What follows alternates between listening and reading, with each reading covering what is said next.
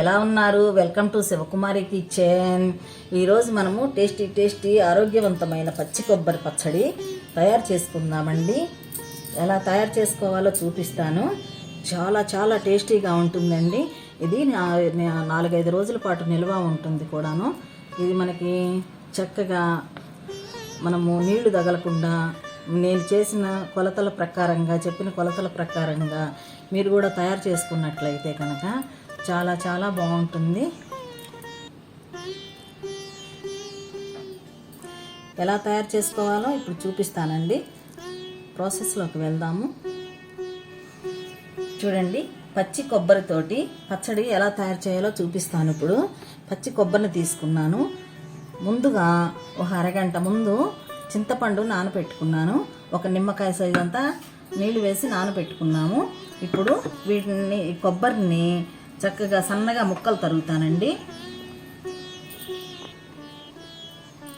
చూడండి, పచ్చి కొబ్బరిని ఇలా సన్నగా ముక్కలుగా తరుక్కున్నామండి. ఇప్పుడు పచ్చిమిరపకాయలని కూడా ఇలా సన్నగా కట్ చేసుకొని పెట్టుకున్నాను. ఇప్పుడు ఈ కొబ్బరి ఒక కప్పు పచ్చిమిరపకాయలు, అల్లం కొంచెం తీసుకున్నాను, ఒక పావు కప్పు తీసుకున్నాను. ఇప్పుడు వేయించుకుందామండి. చూడండి, బాండీ పెట్టుకున్నాము, స్టవ్ వెలిగించుకున్నాము. ఇప్పుడు 2 స్పూన్లు ఆయిల్ వేస్తున్నాను.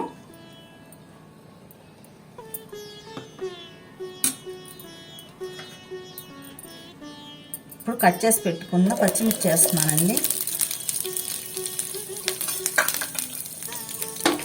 ఇవి కొంచెం దోరగా వేయించుకుందాము.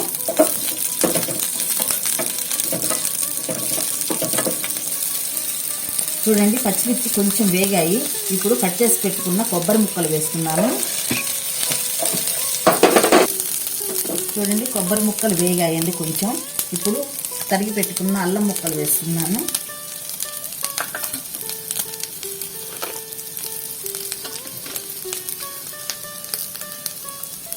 ఒక స్పూను జీరా వేస్తున్నానండి. ఒక హాఫ్ స్పూను పసుపు వేస్తున్నాను. ఇప్పుడు నానబెట్టుకున్న చింతపండుని వేస్తున్నాను. కొంచెం వాటర్ కూడా వేసుకుంటున్నానండి.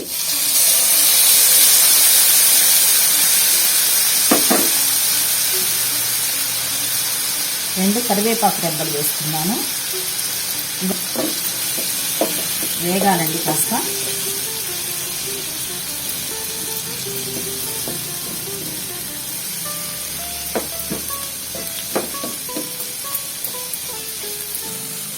చూడండి, ఇవి అన్ని మొత్తము వేగాయండి.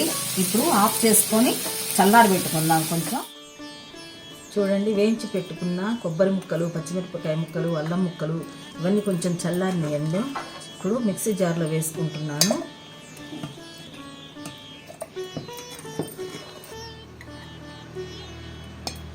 చూడండి, 10-12 వెల్లుల్లి రెబ్బలు వేస్తున్నాను.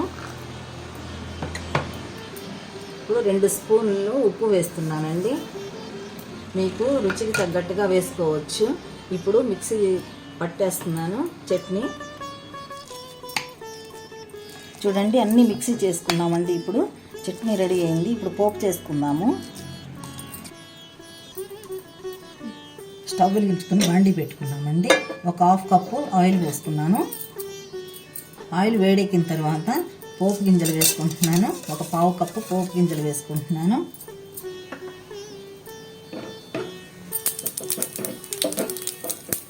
చూడండి, పోపు గింజలు చిటపట్లాడుతున్నాయండి. ఇప్పుడు మిరపకాయలు వేసుకున్నాను.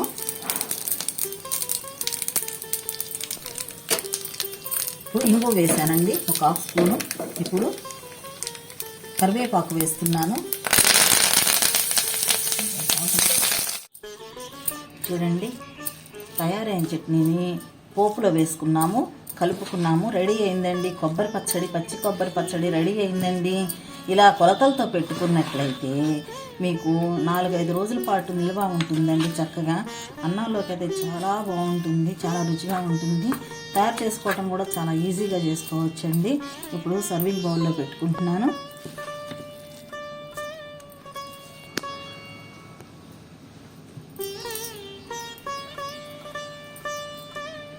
చూడండి, కొబ్బరి పచ్చడి టేస్టీ కొబ్బరి పచ్చడి రెడీ అయిందండి.